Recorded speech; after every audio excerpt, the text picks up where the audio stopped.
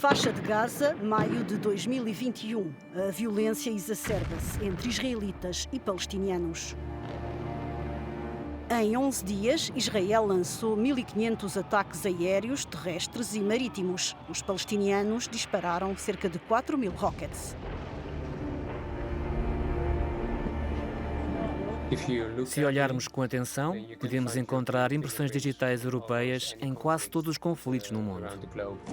O Iêmen entrou no 7º ano de guerra. A fome atinge níveis catastróficos. Os Estados Unidos, o Reino Unido, a Espanha e o Canadá fornecem abertamente armas à coligação liderada pela Arábia Saudita. Nós, os europeus, ficamos chocados com o facto de alguns países não conseguirem encontrar a paz. Mas quem fornece os meios para esses países fazerem a guerra? Somos nós. O conflito israelo-palestiniano e a guerra no Iêmen são apenas 2 exemplos entre as dezenas de conflitos ativos atualmente em todo o mundo. A Europa desempenha um papel nesses conflitos? Que papel é o que vamos ver nesta reportagem?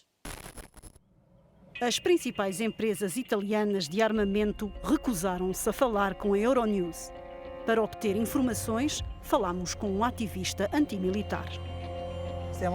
Estamos a caminho da antiga Aermacchi, que é agora a Leonardo. É a fábrica e o aeroporto onde são produzidos aviões militares.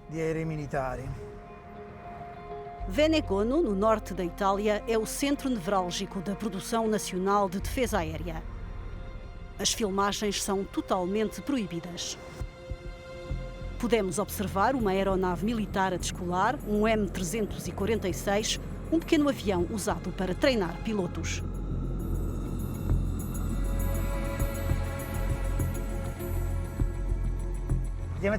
Infelizmente, encontramos o M346 num dos conflitos mais antigos que é frequentemente renovado, o conflito israelo-palestiniano. Desde o início, opusemos-nos não apenas ao facto de esses aviões serem usados para treinar pilotos que pudessem vir a participar nos bombardeamentos na Cisjordânia, especialmente na faixa de Gaza, mas também porque podiam estar armados.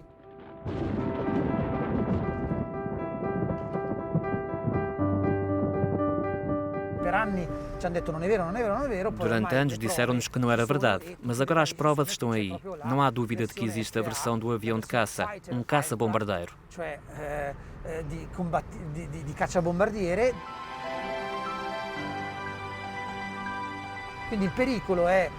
O perigo não é só o facto de nós, enquanto Itália, termos fornecido à Força Aérea Israelita os aviões usados para o treino dos pilotos nos ataques contra palestinianos, mas de termos fornecido também os próprios aviões que foram usados nesses ataques.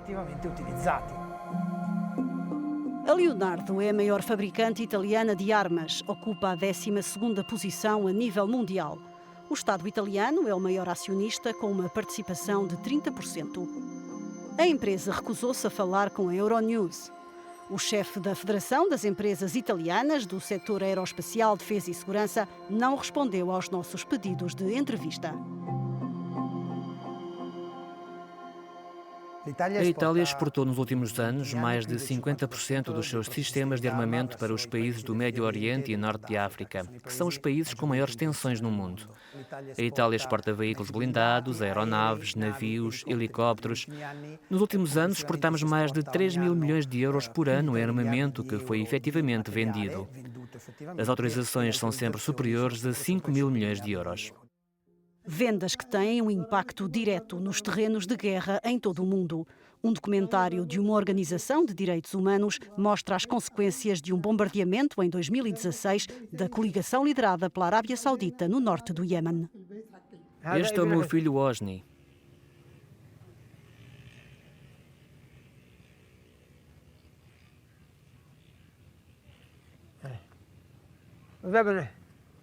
Este é o filho do Osni.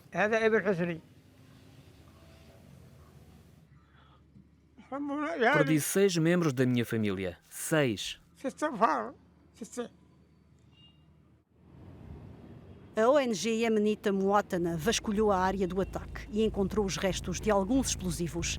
Os números inscritos nos destroços mostram que partes das bombas foram produzidas pela empresa italiana RWM, subsidiária da alemã Rheinmetall. No ano passado, a Arábia Saudita foi o terceiro cliente da Itália, depois do Egito e do Catar, no Médio Oriente e Norte de África. O Reino Saudita é o maior importador de armas do mundo. Após a entrada da Arábia Saudita na guerra do Iémen, as importações de armas do país dispararam.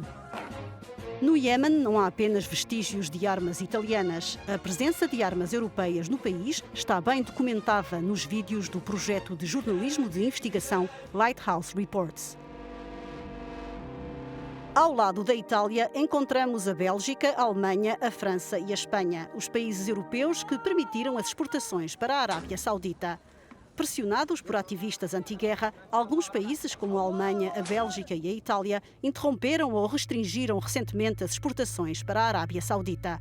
Não foi o caso da França, primeiro exportador de armas da União Europeia e terceiro a nível mundial. A Amnistia Internacional afirma ter provas de que a França vendeu vários tipos de equipamento militar à coligação liderada pelos sauditas. Será que a venda de armas europeias é permitida em todo o lado, em qualquer altura? Na verdade, não. Guerras e violações de direitos humanos estão entre os critérios que deveriam, em teoria, impedir as vendas de armas, de acordo com vários tratados internacionais. O Tratado de Comércio de Armas Convencionais e a Posição Comum Europeia são os principais documentos que regulam o comércio de armas. Um país não deve autorizar transferências de armas se souber que elas podem ser usadas para cometer genocídios, crimes contra a humanidade, violações graves das Convenções de Genebra ou ataques contra civis. Os países aos quais se destinam as armas devem respeitar os direitos humanos. Os Estados-membros devem negar a autorização de exportação de tecnologias ou equipamentos militares que possam provocar ou prolongar um conflito armado. Tudo isto consta dos tratados. Vamos agora ver o que diz o Atlas Europeu das Exportações. A França, a Alemanha, a Espanha e a Itália são os principais exportadores de armamento da União Europeia. Nos últimos 5 anos, os primeiros clientes da França fora da Europa foram o Egito e a Arábia Saudita. Paris também vendeu armas aos Emirados Árabes Unidos, à Argélia, ao Paquistão, a Israel, à Etiópia, ao Afeganistão, entre vários outros países em guerra.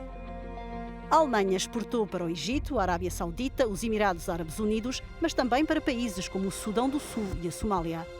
Algumas das exportações da Espanha e da Itália seguiram para os mesmos países.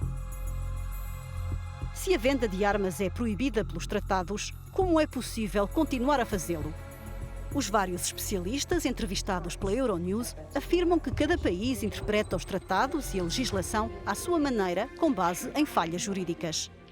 Temos uma posição comum sobre a exportação de armas na União Europeia, mas temos 27 interpretações nacionais, 27 sistemas de exportação e uma divergência cada vez maior nas exportações reais dos Estados-membros. A posição comum é juridicamente vinculativa, mas neste momento a União Europeia não tem meios para garantir o cumprimento dessa posição. São os Estados-membros que decidem o tipo de autorizações que concedem para a exportação de armas. Mas os sistemas dos Estados-membros são muito diferentes. E isso tem criado muitos problemas ultimamente porque existem muitas brechas para as empresas.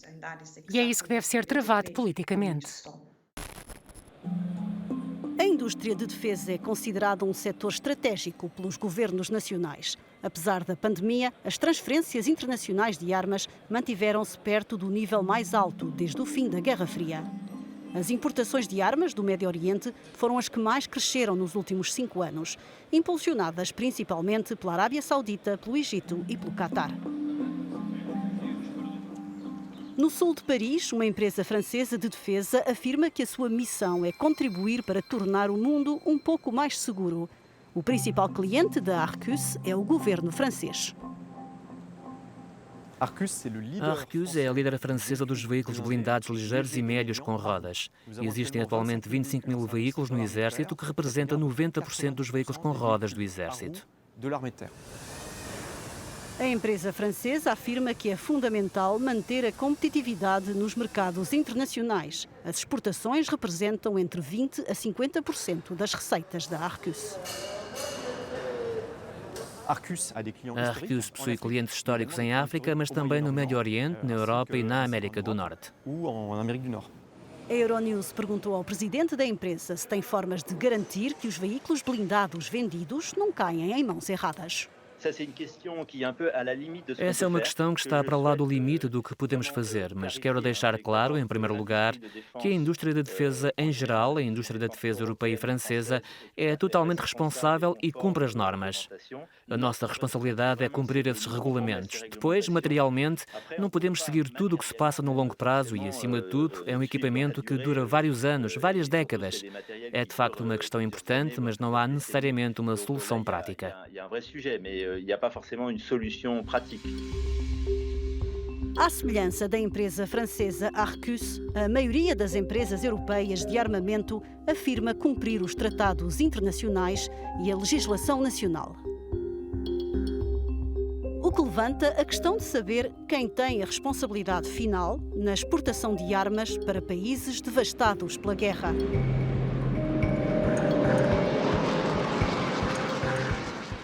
Para começar, os governos concedem autorizações de exportação a fabricantes de armas e, frequentemente, lucram com as vendas. Grande parte da indústria militar é estatal. Há sempre uma tentativa de favorecer as exportações através de acordos entre governos ou de favorecer a possibilidade dessas grandes empresas venderem armas, mesmo quando, segundo as leis, essas vendas deveriam ser evitadas. Há sempre maneiras de dizer, neste caso a violação dos direitos humanos não foi oficialmente reconhecida ou não se trata de um conflito declarado. É este o problema. O que se passa em Itália passa-se em muitos outros países europeus. É o que afirma a Amnistia Internacional em relação ao papel da França na guerra do Iêmen.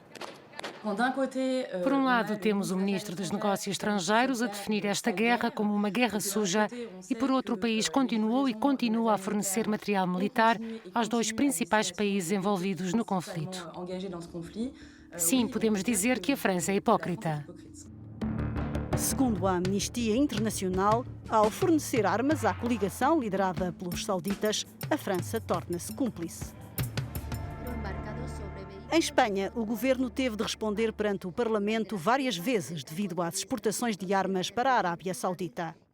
Em 2020, Madrid emitiu 26 licenças de exportação para Riad, um negócio de 215 milhões de euros. Tanto a ONU como o Parlamento Europeu exigiram formalmente a suspensão das vendas para a Arábia Saudita devido ao papel do país na guerra do Iêmen. Vejamos o que diz Madrid. Não existe embargo, não há proibição de exportação. Nem sequer existe uma proibição a nível da União Europeia. Isso deve ficar bem claro, porque senão estaríamos a violar os tratados, os acordos e resoluções internacionais a que estamos vinculados. Por outro lado, as vendas de armas para zonas de conflito praticamente não diminuem, porque os barcos que transportam as armas não são devidamente inspecionados nos portos europeus. E, no entanto, o direito internacional estipula não apenas a proibição da venda de armas a países em guerra, mas diz também que as armas fabricadas por países terceiros não podem transitar pela Europa.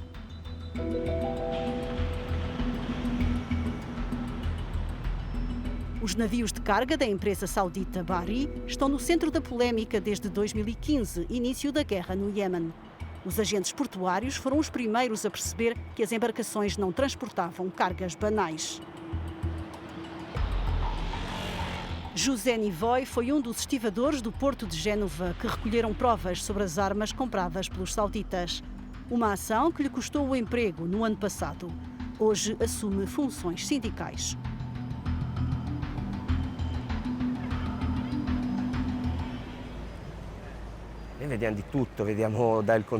Víamos de tudo, contentores com explosivos, tanques, helicópteros de combate, caixas de munições, geradores de energia, peças de drones. Há todo o tipo de armamento nos portos.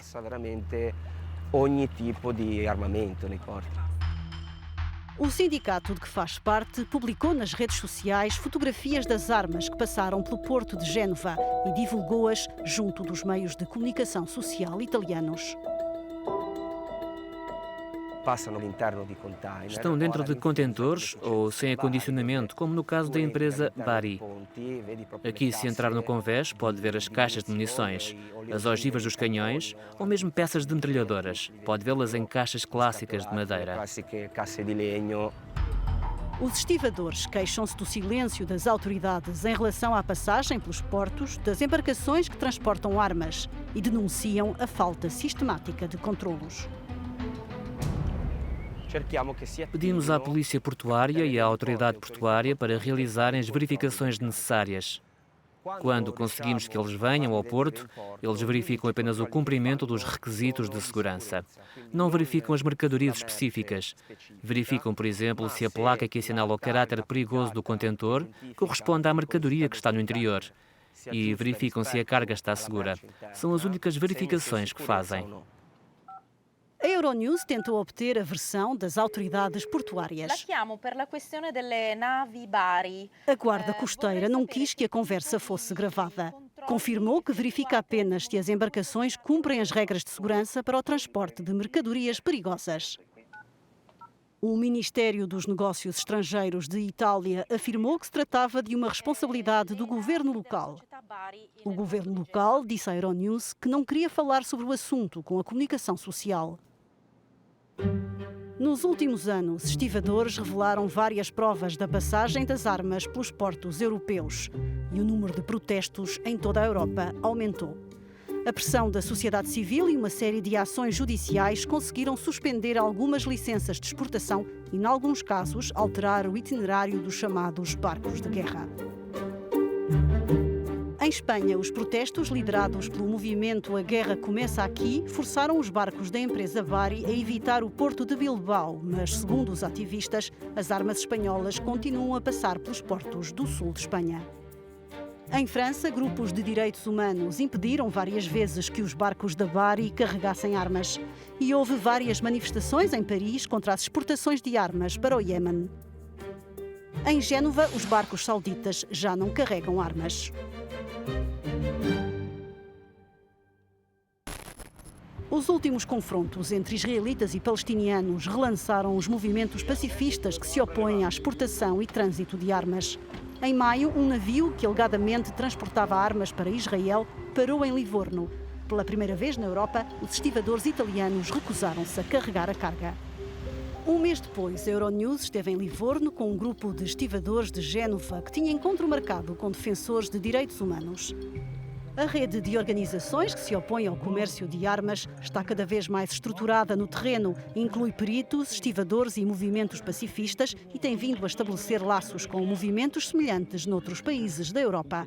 O objetivo é mostrar ao mundo inteiro o que a ONG italiana da Weapon Watch chama de negócio da guerra. Per arrivare in Europa e come voi rappresentiamo uno sguardo civile. Una giornata internazionale sulla lotta. Emerge ciò che Está a revelar-se o que estava escondido devido à falta de transparência. A cadeia de abastecimento que leva armas aos terrenos de guerra mais dramáticos no mundo inteiro. Trata-se de um verdadeiro negócio da guerra. Na Alemanha, um barco da Greenpeace navega pelas principais cidades portuárias alemãs para exigir uma lei mais rígida sobre exportações de armas. A lei proibiria de forma estrita todas as exportações para fora da União Europeia e de outros Estados europeus. Em 2019, a Alemanha exportou material de guerra para 136 países. Exportou para países e zonas de guerra em todo o mundo, para países onde há regiões em crise e para países que violam os direitos humanos. Em cada porto, o navio da Greenpeace recolhe assinaturas e organiza uma exposição de fotografia sobre as feiras de armas, eventos geralmente inacessíveis ao público.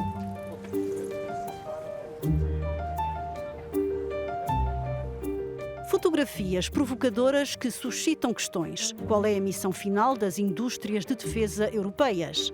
A proteção das pessoas? O lucro? A influência geopolítica? A competitividade? E onde estão os direitos humanos? Uma coisa é certa: as armas não são uma mercadoria como outra qualquer.